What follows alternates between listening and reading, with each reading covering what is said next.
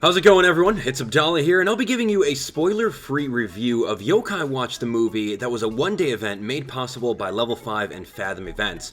Now, in case you have never heard of Yokai Watch before, it's a story about an average kid named Nate who stumbles upon a special watch called the Yokai Watch, which allows him to see spirit-like beings known as yokai, which are hidden from plain sight around the world. Yokai are indeed everywhere, causing you problems and potentially messing up your hair. They may trip you up and give you a flat tire, or even make your socks go missing in the dryer. Alright, so all jokes and theme song lyrics aside, yokai are the reasons why we, as humans, do the things we do. Got an overwhelming urge to go to the bathroom? How about an uncontrollable hunger? Yeah, it's probably the work of a yokai. Thanks to localization and production efforts from Level 5 and Disney XD, the Yokai Watch anime has been airing in the US for a while and has been increasing in popularity. The Yokai Watch movie was in theaters for only one day, and on top of that, exclusive Hovernyon medals were given out. So now that we have a little bit of a backstory of what Yokai Watch is, let's jump into the review of it. The movie starts out with Nate sleeping in his room when all of a sudden his yokai watch disappears. A while later, some interesting events start happening all around town. It seems as if everything is growing into abnormal sizes. This must be the work of a yokai, right? It appears that a giant blue cat yokai named Meganyan is behind all the trouble within town, and unfortunately, aside from the yokai watch being stolen, Nate's memories were taken as well. Nate realizes that his watch is gone and gets a rude awakening by Meganyan. Mysterious yokai start attacking the city, and Nate realizes that in order to defeat them, he needs to find out how to get his yokai watch back. Nate remembers an old story about a giant cat causing troubles from his history books, and he decides to go visit Grandma to learn more about the past. Nate heads to a nearby woods and comes across an abandoned house, and it seems that Meganyan is stuck inside of it. After pulling out the plug for Meganyan, all of the yokai watch energy releases, and Meganyan turns into Hovernyon. Hovernyon then explains that he's been waiting 60 years to find someone who will help his friend Nathaniel Adam, which we find out is Nate's grandpa, and all of the evil yokai are trying to rewrite history in order to prevent the yokai watch from being invented. He then takes Nate and company back in time 60 years into the past to help out Nathaniel Adams. Upon returning, the team notices that there are wicked yokai inspiriting the townsfolk.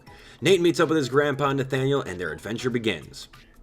Now, I won't go too far into what happens within the movie, as this is a spoiler-free review, and we're not being inspirited by Spoilerina right now. But let me tell you that as a fan of the series, the movie does not disappoint. The story is chock full of so much humor and charm that I couldn't help but laugh out loud numerous times throughout the entire show.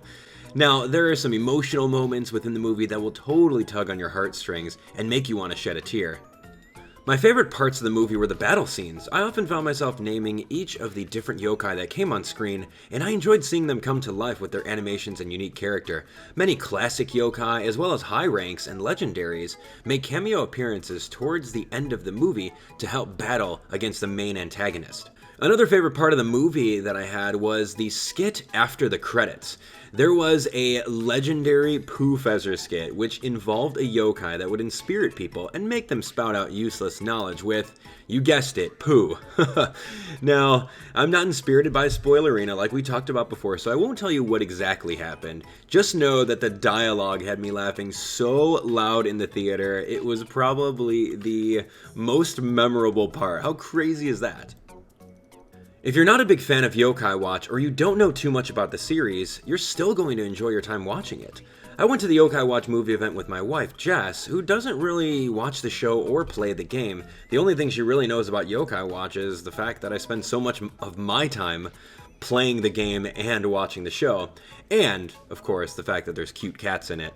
But after the movie was over, she said that she had a fun time and loved the wacky dialogue and scenes within it, especially all the scenes with Whisper. Overall, the Yokai Watch movie was really enjoyable. It's a total family experience geared towards the younger audience. If you're a fan of the video games and the anime, you're gonna fall in love with this movie and want to watch it over and over.